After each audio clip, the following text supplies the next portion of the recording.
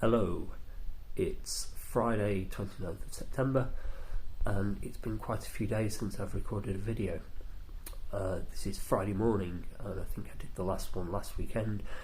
I've not been very well and that's meant that I have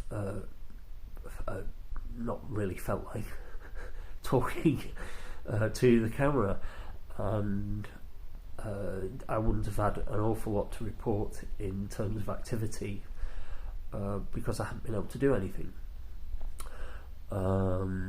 It's been quite frustrating. It's messed up plans. I can imagine that that's going to feel no different in a few years' time, if God willing, I'll be fulfilling the ministry of a priest.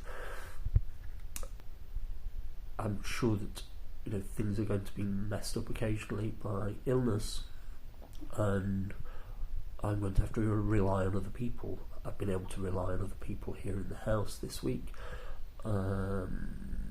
Just knowing other people have been there. Father Festus and Father Paul,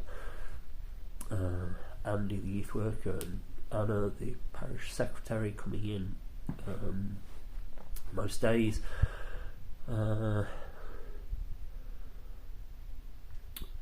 there are situations I can conceive of in the future where I'll feel quite on my own, and that's not actually where we are. We're not on our own, and I know that I'm going to need to be really communicative with other people when I'm not well, particularly the Dean. Just as an aside, the Catholic Diocese is organised into groups of parishes called deaneries, with one of the priests having a kind of a coordinating responsibility, and they're called the Dean, and I need to make sure that they know when I'm ill, and if I'm not able to fulfil my responsibilities. This is just the same in many ways as the working life. When I worked as a teacher, if I was ill, I had to make sure that my head of department knew that I wouldn't be there, so that they could get a cover teacher in to take my classes. In the same way, there are certain things that only a parish priest can do. A priest is the only person that can say the mass, do a couple of the other sacraments. But particularly important is the Sunday Mass that we have an obligation to do, and it's important. If it's not possible for you to fulfil that responsibility, for somebody else who has the ministry of priest to do it. So that's a fairly straightforward thing to do. It's important to ensure that the communication is really good between yourself and the other priests around. You're not on your own. You are part of a community of people with a specific responsibility, a specific ministry, and you have to work together.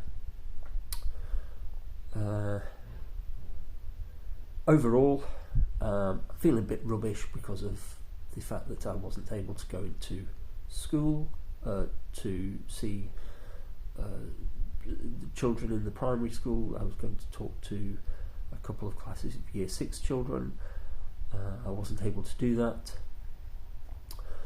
And that is frustrating. I was quite sad not to be able to go in.